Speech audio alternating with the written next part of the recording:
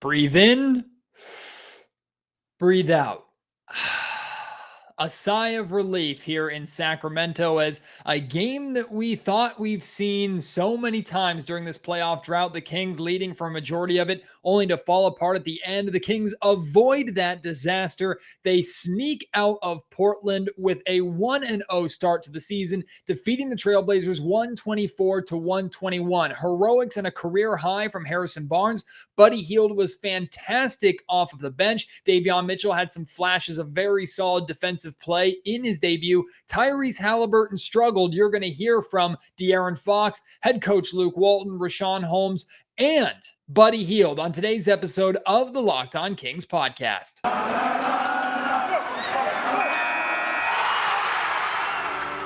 You are Locked On Kings, your daily Sacramento Kings podcast, part of the Locked On Podcast Network, your team every day.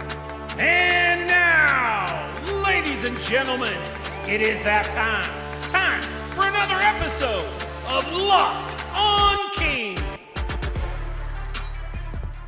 Hello and welcome into Locked On Kings, your podcast hub for Sacramento Kings coverage all regular season and all off season. If you're looking for in-depth analysis, game-by-game breakdowns, highlights, interviews with local and national experts, full coverage of your Sacramento Kings from January through December, this is the place for you, part of the Locked On Podcast Network. My name is Matt George. I have the privilege of being your host here. I've been a Sacramento Kings media member, Sacramento sports media member for the last 7 years. This is my 8th season covering Sacramento Kings basketball.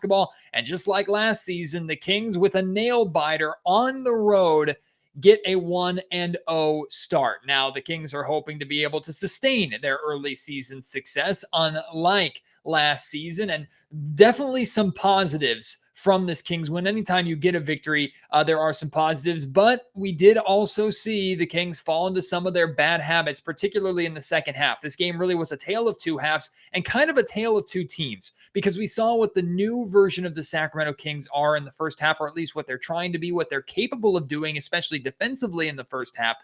And then in the second half, it kind of reverted back to what we've been used to over the past decade plus, especially with how bad the defense was last season. But in the end, the Kings go into a hostile environment in Portland, take on a playoff team in the Trailblazers, even if they might not be considered as dominant as they have been in the past. They handle Dame Time and CJ McCollum. They get the victory 124-121, and the Sacramento Kings are 1-0 to start the 2021-2022 regular season. A lot to dissect from this game, and there's going to be a lot of conversation that I want to have with you about this game. So feel free to share your thoughts on this game, your biggest takeaways from this game, positive, negatives, concerns, what you're excited about. Send those to me. You can tweet me at MattGeorgeSac on Twitter, SAC.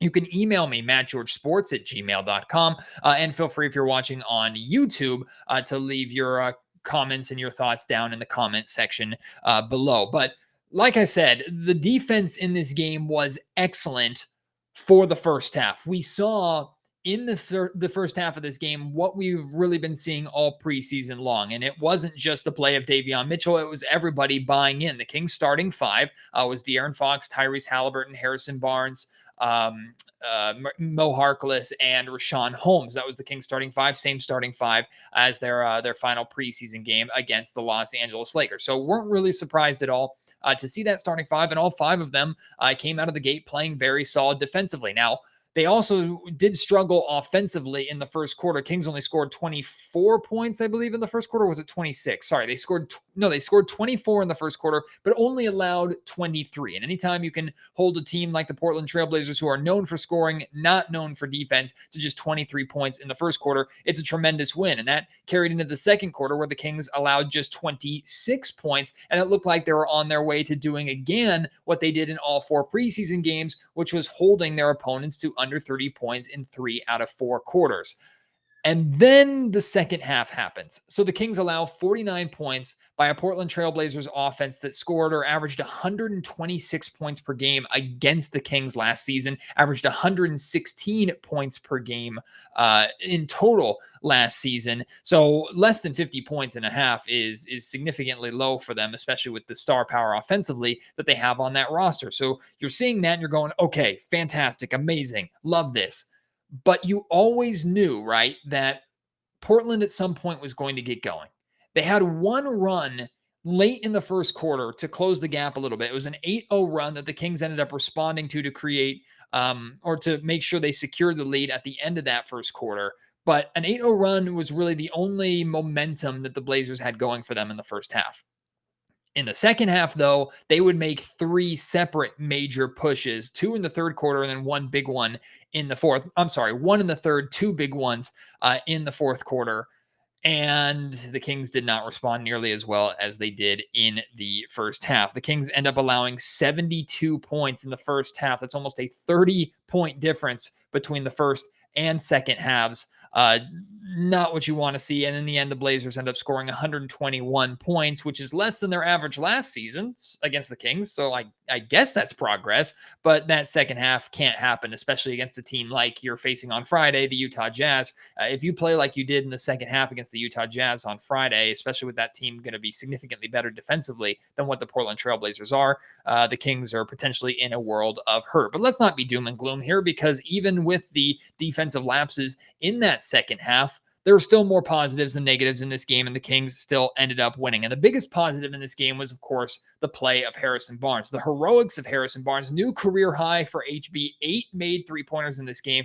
He went 8 of 11 from three-point range, a perfect 5 of 5 from three-point range in the third quarter. And he really was the reason why the Kings were able to maintain their lead in the third, because Portland scored 36 points in the third quarter and the Kings scored 38. They would have been outscored by 15 plus points had it not been for the hot shooting of Harrison Barnes in that third quarter. And HB was the consistent for the Kings in the second half, with when the Portland Trailblazers went on these runs and the Kings needed a big bucket to stop the bleeding a little bit, Harrison Barnes was the guy to hit that shot. It wasn't super momentum halting because the Blazers would continue to stick around, especially in the fourth quarter, but it was one of those shots that at least got things a little more under control and didn't allow the game to get out of hand. Now, I also will give credit to Sacramento Kings head coach Luke Walton, because he was quick to call timeouts in the second half when he even sensed the momentum changing a little bit. And I appreciate that out of Walton, because it gets his guys to relax. It gets the crowd to quiet down a little bit. De'Aaron Fox, you're going to hear him say, I think he says in his post-game presser that it got pretty loud in that building. It didn't get loud until the fourth quarter, because for the majority of that game, it was relatively silent. I think some fans were in shock with how well the Kings were playing defensively and how much the Blazers were struggling to score, especially in that first half.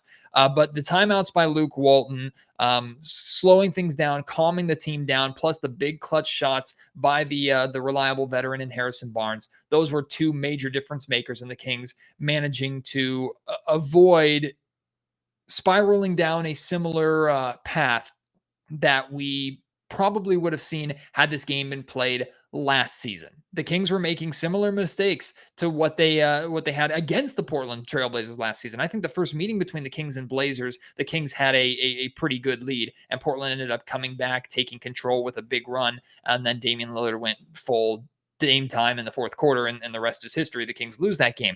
Looks like we were trending in that direction in this one, but the Kings are able to hold on. I also want to talk about the play of Buddy Hield, because Buddy was nothing short of excellent in this game. He doesn't start. He's coming off the bench now. That is his new role with this Kings team, at least as of right now, with how this team is playing and who's in the starting lineup.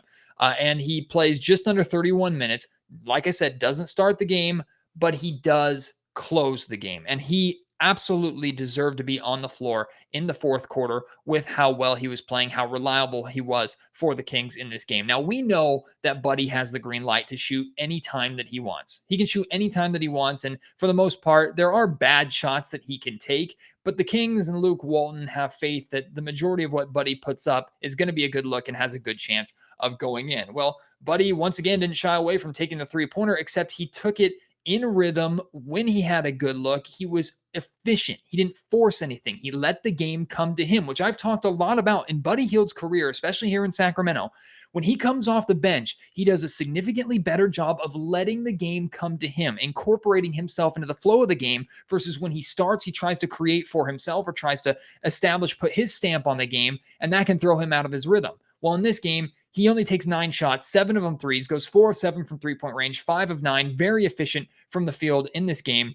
Also 3 of 4 from the free throw line, including 2 clutch free throws in the fourth quarter. In addition to that, 6 rebounds, a couple of assists, was solid defensively. Wasn't great, but wasn't bad. He didn't stand out by any means, which is phenomenal for Buddy Hield. If he can just be passable and serviceable as a team defender, he's not going to be a good individual defender, but if he can just be a solid team defender to where we don't notice massive defensive lapses consistently, that's a win. I absolutely will take that. And that's what you got out of Buddy Hield in this game. Also, Buddy, with his 4 3-pointer in this game, tied Peja Stojakovic for most threes in Sacramento Kings history. It's now it's at 1,070. And I think Buddy did it in like 200 less games than Peja or something like that, which of course, different eras. If Peja had played in this modern era, who knows how many threes he would have taken and how many threes he would have made for the Kings.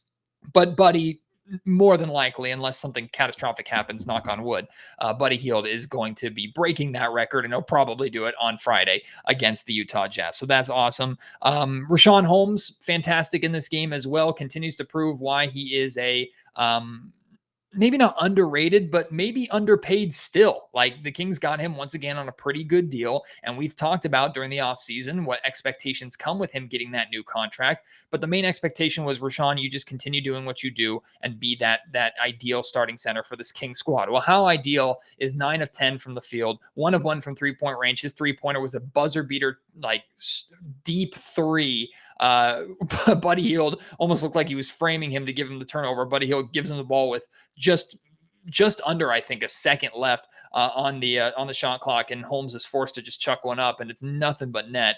Richaun, very efficient in this game, 21 points, 11 rebounds, great double-double for him. Also had a couple of assists, a steal, and 2 block shots. He was a plus 20 in this game, just all over the place for Richaun Holmes. Fantastic game for him. Davion Mitchell, the stat line is not going to jump out and blow anybody's mind. He finishes with just 2 points on 1 of 6 shooting. His first bucket came in the second half on a stop and pop mid-range jumper. But the first half, he had some very effective moments. The main one that stands out to me is there was a point, I think it was the first quarter, where the Blazers were struggling to score, and CJ McCollum was trying to get going. CJ finished with 34 points in this game as Damian Lillard really struggled. He had just 20 points on 8 of 24 shooting in 40 minutes. Didn't have a single 3 in this game, which is very unlike him. So CJ tried to take on the scoring load and pick up the slack that Dame left behind. And CJ's trying to create contact, goes right into the chest of Davion Mitchell, who clearly was annoying him, chucks up this just ridiculous shot looking for a foul call, doesn't get it, and is immediately gesturing to the ref like, hey, I need that foul call. It didn't take long at all for Davion Mitchell to get CJ McCollum, that's president of the Players Association, CJ McCollum, to start looking for bailout fouls, which just speaks volumes to who Davion is as an on-ball defender. Now, the second half didn't have nearly as many defensive highlights because the Kings defensively were really bad in the second half. So, but in that first half, great moments from Davion Mitchell. Nothing that's going to blow your mind, but he looked like he belonged, and I think that's the biggest compliment I can give a rookie in his first NBA game. De'Aaron Fox and Tyrese Halliburton, there were a couple stretches, and I actually asked Luke Walton about this. You're going to hear him talk about it towards the end of the podcast, or actually in the next segment here. I asked him about the stretches where De'Aaron Fox and Tyrese Halliburton weren't on the floor together, because weren't on the floor, period, or at least one of them wasn't on the floor. There were stretches where both of them were off the floor at the same time. And that's not something that I expected. I expect at least one of the two of them to be on the floor at all times. And you could see there were drop-offs when those two came out of the game. Now, Tyrese Halliburton struggled completely in this game. I mean, he just had a really, really rough night, never really got into the flow of things. He played just under 29 minutes, only had 2 points on 1 of 5 shooting, only 4 assists for him. So just a very uncharacteristic struggle for Tyrese in this game. So he never really got going. But Tyrese and De'Aaron being off the floor at the same time, I'm not a fan of that. And you're going to hear Coach Walton talk about the faith that the team has already in Davion Mitchell being able to be that playmaker, and does give good reasoning for having both of those guys off, because he wants his 2 best shooters and Terrence Davis and Buddy Hield on the floor together at the same time. I understand that, but you could see the drop off, especially in the first half, when those two were off the floor. So that's something that I would like to see corrected going forward, or at least fewer stretches of the two of them off the floor at the same time. The Kings scored 18 points on 13 turnovers in this game. Fantastic. Oh, by the way, I haven't given you De'Aaron Fox's stat line yet. He led the team in scoring. Rather, no, he didn't. Harrison Barnes did with 36. But De'Aaron had 27 points, scored a boatload of points in the first quarter. Not an efficient shooting night, 9 of 22, 2 of 8 from three-point range, went 7 of 10 from the free throw line. The Kings got to the line 29 times, which is fantastic. You want to see De'Aaron hitting more than 70% of his free throws, but that's okay. It's getting a little bit nitpicky. And then, like I said, the Kings scored 18 points on 13 forced turnovers while only turning the ball over 10 times themselves. Good to see them take care of the basketball in the first game of the season against a team like the Portland Trail Blazers, who they don't force a lot of turnovers. They're not known for their defense, but when they do force turnovers, they're able to turn them into points in a hurry, especially with transition threes. They really weren't able to do that tonight, which is a big win for the Kings. So those are all my thoughts on this Kings win. 1-0, great win, 124-121. Some ugly moments, some great moments as well. A lot to look forward to heading into Friday's meeting with the Utah Jazz. But right now, you are going to hear from head coach Luke Walton. You're going to hear from Buddy Hield. You're going to hear from Richaun Holmes and De'Aaron Fox to wrap up this podcast. Before we get there, though, I want to let you know that today's podcast is brought to you by Sweat Block, the antiperspirant wipes that work better than anything else out there. Sweat Block wipes, I've been telling you about them for a few weeks now. Incredibly reliable, doctor created, doctor recommended. You can stop excessive sweat for up to 7 days per use with just one wipe. They give you a dry shirt guarantee, meaning if Sweat Block doesn't keep you dry, you get your money back. And it's not just for armpits. You can use it for your chest, your back, your feet, your hands. Use it anywhere. And I mean anywhere that sweats, if you catch my drift. It's easy to get. You can get it on Amazon. Check out the incredible reviews. 13,000+ reviews of Sweat Block on Amazon. So you don't just have to take my word for it, even though I use Sweat Block all the time. Really works for me. Or you can get it at your local CVS pharmacy if you don't like to online shop. I recommend, though, that you get it at sweatblock.com because you'll get 20% off your order when you use promo code Locked On. So save yourself some money and save yourself the embarrassment of those sweat stains and just the discomfort of sweat, whether it's summer, winter, fall, spring, does not matter. We sweat year round. Get rid of that, or at least get it under control with Sweat Block. Here's Sacramento Kings head coach Luke Walton. One of the things I've challenged Harrison on all summer, and even into last year, is we need him to be aggressive. And I don't mean that as, go one-on-one and take a bunch of shots. But, I've challenged Harrison. I want him, getting eight threes up a night. And he's a very good shooter. And there's no reason he can't make those shots. So we needed all those points tonight, and that's really how we want to see Harrison playing all the time. Some nights they'll go, some nights they won't, but we definitely want him taking those shots, and he was a big reason on why we won tonight. Yeah, Luke, you guys, you had him on the ropes there for most of the game, but you faded there in the fourth.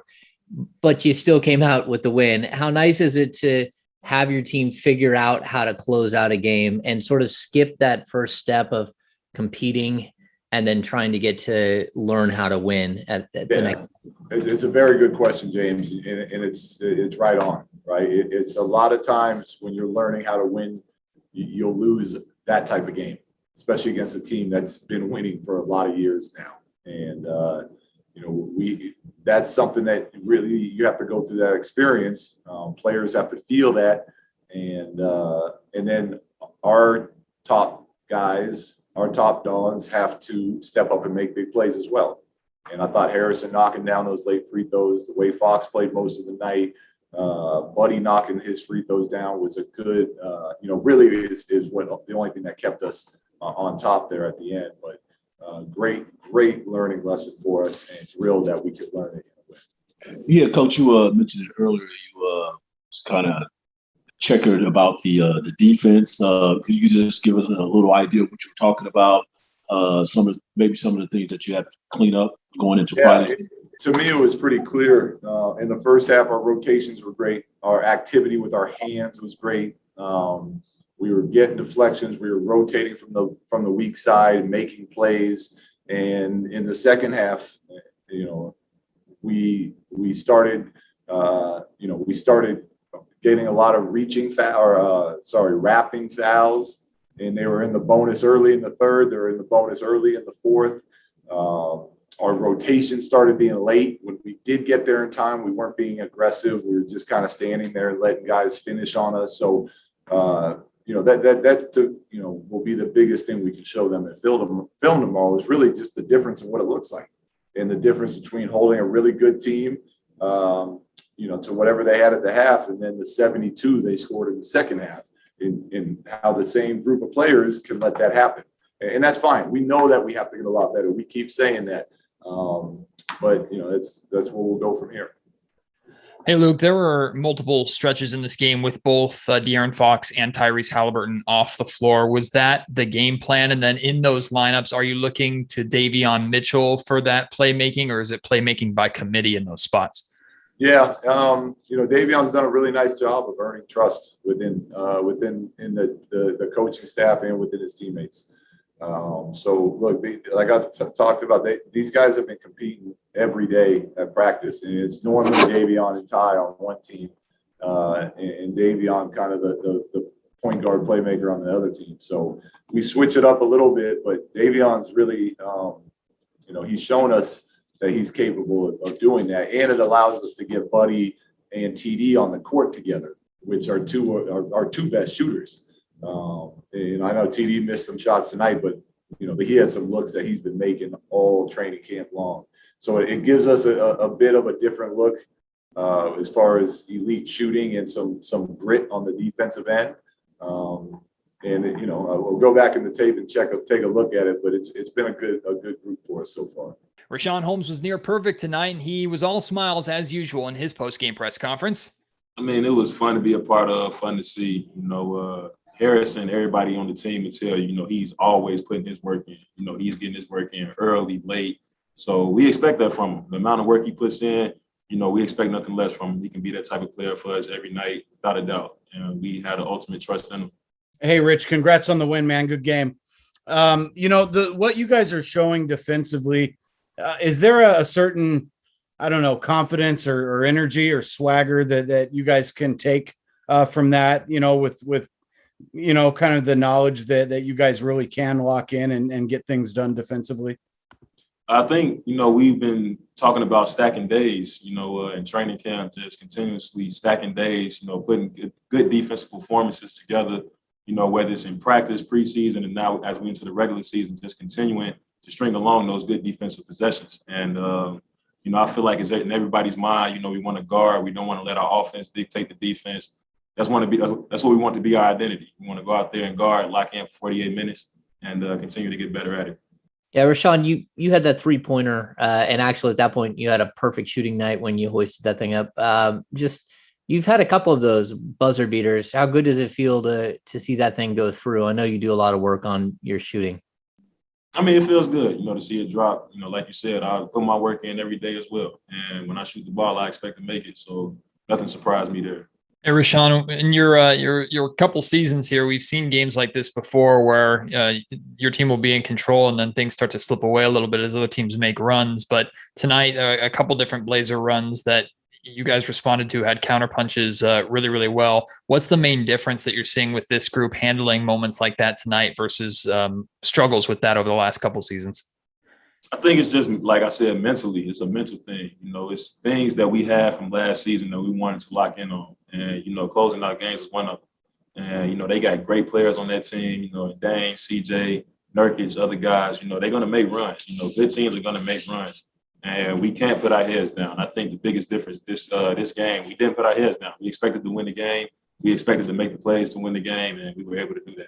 The Locked On Kings podcast is brought to you by our friends at Built Bar. Built Bar, the protein bars that taste like candy bars. Absolutely delicious. In fact, I just ran out. My box is empty, and I struggle when I don't have my Built Bars. I just ordered another one today. It's really easy. I just went to Built.com and ordered a box of all my favorites. Of course, my mint brownie bars are in there. I have some raspberry in there. I had to get some cookies and cream and German chocolate for my wife, who's a chocoholic, and she loves these bars because they're covered in 100% chocolate. They're soft. They're easy to chew. And not only do they taste like candy bars, they're healthy. 17 to 18 grams of protein, calories ranging from 130 to 180, only 4 to 5 grams of sugar, and only 4 to 5 grams of net carbs. Amazing flavors, all tasty, all healthy. You can get your box at built.com. If it's your first box, I recommend getting a mixed box. You can try all their different flavors. Then you can go back and pick the flavors that you want. And when you order, use promo code LOCKED15 for 15% off. Again, that's LOCKED15 for 15% off at built.com. The Locked On Kings podcast is also brought to you by betonline.ag. And hey, maybe you made some money on this Kings win over the Portland Trailblazers. The Kings were underdogs in this game. So obviously, if you took the Kings, you cashed in. BetOnline is back and better than ever for football. For basketball, does not matter. BetOnline remains your number one spot for all the basketball and football action this season. That includes college and professional. Head to our new updated desktop or mobile device website to sign up today and receive up to a 50% welcome bonus on your first deposit. All you have to do is use our promo code LOCKEDON to receive that bonus. From basketball to football, baseball postseason happening right now, NHL hockey is back, boxing and UFC, right to your favorite Vegas casino games. Don't wait to take advantage of all the amazing offers available for the 2021 season. BetOnline is the fastest and easiest way to bet on all your favorite sports. BetOnline, where the game starts. Let's hear from Buddy Hield after his very efficient game off the bench. I was big. We just could have cleaned up a lot of stuff. Executing, we had a couple of turnovers, a lot of offensive plays where we had stagnate. We were just like ball watching. We Fox had the ball, but I feel like he didn't really get a good look at it, a good crack at it in those last couple of possessions. So we tried to find ways to get better shots in those possessions. But throughout the game, we did a good job. HB caught fire. I think that he cares a lot with his shot making ability, and I think the ball just moving in the right places at the right time. And, Richaun, Fox being Fox, guys just stepping in mode, playing a good defensive game on Lillard, and making it hard on him, and just trying to get hard on those guys. They're tough guys. They're all stars. They don't make tough shots, but we just gotta keep grinding and make it tough on them each and every night, each and every time. Hey, you tied Peja tonight for the most 3-pointers in Sacramento Kings history with, I think, 1,070. Just, I know Peja really well. Just how good does that feel to match him, and how much are you looking forward to beating that in the coming games? It's a blessing. Like I always say, coming from where I came from, and I keep telling the story over and over. But being a guy from the Bahamas. Everything coming to Sacramento to be Peja soccer the record. It's a blessing. He's humble. Peja taught me a lot. For this game time he's been in Sacramento, and I'm blessed. Just like I said, keep writing my name in the history books, in Sacramento history books, and I can't see what I got in store for this year, and many more years to come. Sure. Hey, buddy, congratulations. Good win for you guys. I wanted to ask you about the defense tonight. First half was really good. Second half, you guys gave up 2 36-point quarters. Is this a good way to kind of remind yourselves about how important it is just to stay locked in on all those details and all those things that allowed you guys to have success in the first half defensively? Yeah, we just can't let that second half those guards get going, and they're good guards. It's hard to contain them, but we just got to find ways just stop them, and when they get going, shut the water off. Does the fact that you guys are able to defend the way we've seen now through the preseason and at times tonight, is there some added confidence and maybe some swagger that comes with that for the team that you're capable of doing it? Yeah, it just takes trust and communication and togetherness. And the media wrapped up the night talking to the head of the Snake, De'Aaron Fox. For us, just in that whole second half defensively, we didn't do what we did in the first half, and it was us being disruptive and just trying to make them miss shots. And in that second half, I think they scored 36 in both quarters. Obviously, the third quarter, we scored 38, but we're not trying to rely on our offense. Rely on scoring 40 points in a quarter to win a ball game. And that second half, we didn't do what we did in the first half. We have to be better at that. Yeah, De'Aaron, why do you think this team overall will be better defensively this year? I think, the attention to detail that we paid into, just coming into training camp, obviously that's what we knew we needed to be better at. And obviously over the course of a season, you want to continue to get better at that. But, seeing what we did last year offensively and what we could do, I think a lot of guys had time to think about that over the summer. And obviously we've added, Davion and TT and Alex and these guys that are good defenders, are good defenders in this league. So I think that's pretty much what it was. Just the mentality, being able to be locked in for a full game. I think we came out today and we hit them first, but we have to be able to keep delivering blows. I mean, there are times where we probably should have been up 20 points and the game shouldn't have even got that close. But we have to be better at finishing. And I think it starts with the defense. Yeah, Darren, you talked about you guys came out and punched them first. It seemed like that was your motivation early, was to score. But in the second half, I think you had 7 of your 8 assists in the second half. Just how much are you learning the feel of the game and when to make yourself score for yourself and when to make your teammates sort of open things up for them? I mean, for me, it's just come out aggressive, whether it's getting to the basket and kick outs or whatever it may be. Obviously, the team is looking at me to either, create for myself, get a bucket down the stretch, or, get someone an open shot. For me, that's obviously what I've been working on a lot. And that's just growing as a player, honestly. Knowing that you have to do both, knowing when it's time to do both. Every game won't be the same. Sometimes I'll score more of my points in the second half or whatever it may be, but that's just the evolution of a player and pretty much just understanding the game. Yeah, just one question, De'Aaron, because you've been playing with Harrison Barnes for most of your NBA career here in Sacramento. Is there anything he's doing different coming into this season, or is it just the same hardworking player Harrison Barnes is? Nah, man, he's been the same guy since he's gotten here. He's gonna be there early. He's gonna leave late. Coming into games, I mean, he's one of the hardest workers. I asked him, I was like, yo, why because I like to shoot like an hour before. So once I'm done, I still have a sweat and then we come back out to warm up. So I'm, ready for the first quarter. Harrison's in here like 3 hours, 4 hours before. And I asked him, why does he do that? And he was like, that's what he did as a rookie. That's the time slots that he had in Golden State. But, for him, he's like, he wants to go through, full workout, get a whole sweat, then, calm down a little bit before the games. And, he gets his lifts early in the morning before practice or before games. But he's been the same. He's been the same even kill guy. He even showed some emotion. I don't know if y'all saw it. He showed some emotion on the court. Rich was like, yo, that means Harrison's probably having a big game. So that was definitely great to see him out there like that. Hey, De'Aaron, real quick. I know you've talked about working on your own personal free throw percentage, but as a team, getting to the line 29 times in this game, especially in a game that's on the road, how big of a step forward is that for the team? I know you guys have wanted to be more aggressive attacking the basket and get the respect of those calls. I mean, it's good for us just knowing that we're being aggressive. I'm saying, like, we're not expecting to get calls. So, like, we go into practice and, sometimes we're not getting the call and it's like, yo, this is going to happen in the game. And we know that. So for us to still, shoot 30 free throws is definitely big. Just knowing that we're getting to the basket and we're being aggressive. And for me, I think the first 2, I missed the front end or whatever it was. And I just have to knock them down myself.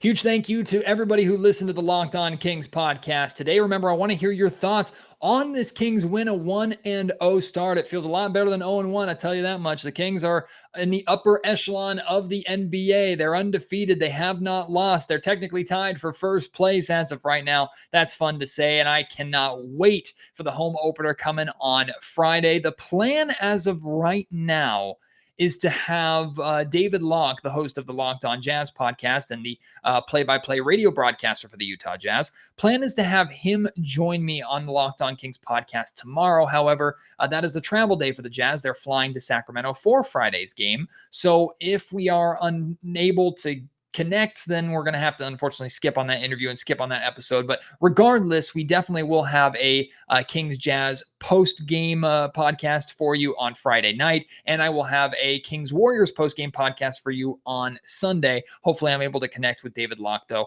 to give you a Kings and Jazz preview. But I want to hear your thoughts on this Kings win, maybe your confidence going into that meeting against the Utah Jazz, who are also 1-0 to start this season. Let me know your thoughts at Matt George Sack on Twitter. Email me, mattgeorgesports@gmail.com, or if you're watching on YouTube, leave your comments down in the section below.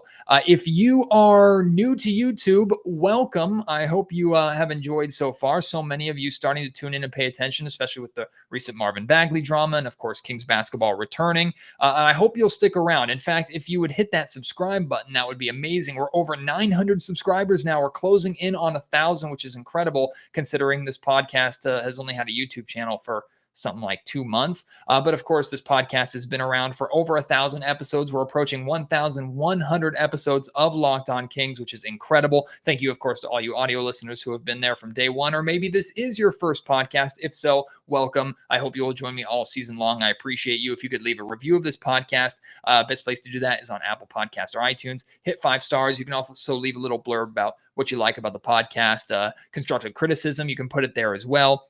Why you would encourage other Kings fans or just NBA fans in general to listen. That really helps us out. So please do that. I really would appreciate it. And of course, join me on the next Locked On Kings podcast. Until then, actually, I want to make sure I mention this just in case I don't do an episode tomorrow with David Locke. I will be at the Kings and Jazz home opener in the Golden One Center on Friday. So if you're going to the game, I would love to see you. I would love to chat with you. It's been over a year since I've been able to communicate with a Locked On Kings listener, or the majority of Locked On Kings listeners that I'm able to bump into at the Golden One Center. So if you are going to the game, please let me know. I'd love to meet up with you safely at some point inside the G1C.